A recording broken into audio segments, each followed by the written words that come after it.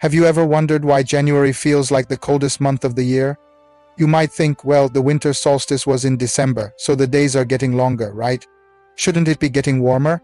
It's a great question, and the answer is surprisingly cool. Picture the Earth like a giant pot of water on a stove.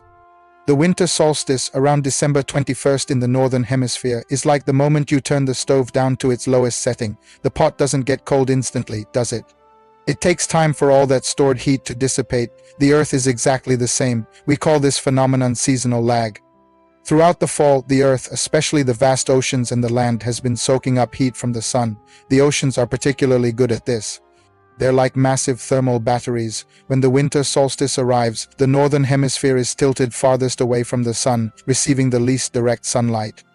This is our shortest day, but the Earth's heat battery is still running on the charge it built up over the summer and fall. So even though we start getting a tiny bit more sunlight each day after the solstice, the Earth is still losing more heat than it's gaining. The net result?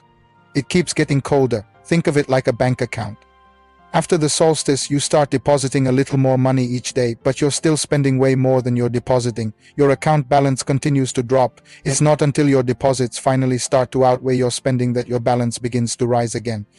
For the Earth, this break-even point, where we start gaining more heat than we're losing, doesn't happen until late January or even early February in many places. That's why these months often feel like the absolute coldest part of winter, even though the days have been getting longer for over a month. This lag is why the coldest time of the year follows the shortest day.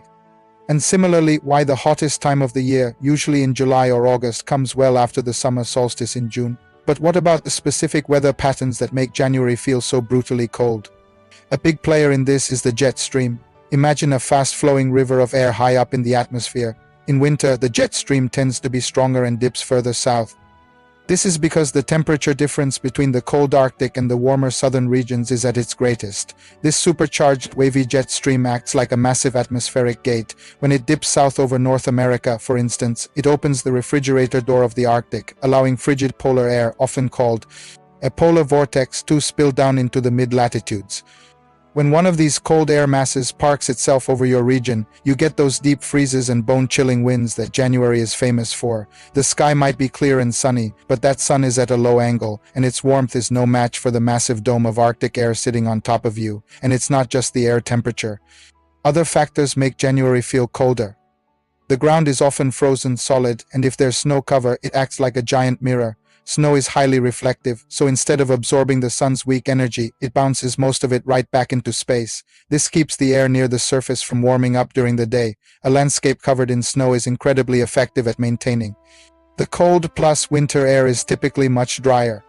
Dry air feels colder than humid air at the same temperature because moisture on your skin evaporates more quickly, and this evaporation process pulls heat away from your body, making you feel chilled. That is why your skin gets so dry and the wind seems to cut right through your clothes in January. So let's recap this chilly story.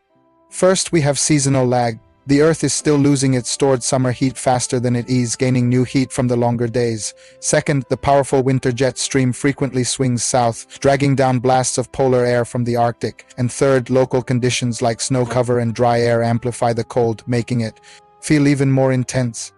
It's this perfect storm of astronomical, atmospheric, and local factors that crowns January as the king of cold. It's the planet taking a deep breath, releasing the last of its old warmth before it starts slowly, very slowly, building up again towards spring. So next time you're bundled up in January, looking at the low sun and wondering why it's so freezing, you can think about the Earth's massive heat battery slowly draining, the wild ride of the jet stream, and the reflective blanket of snow. It's all part of the grand, predictable, and beautiful cycle of our planet's seasons. Stay warm out there. Thanks so much for watching. If you found this interesting, don't forget to hit that like button. And subscribe for more deep dives into how our world works. See you in the next video.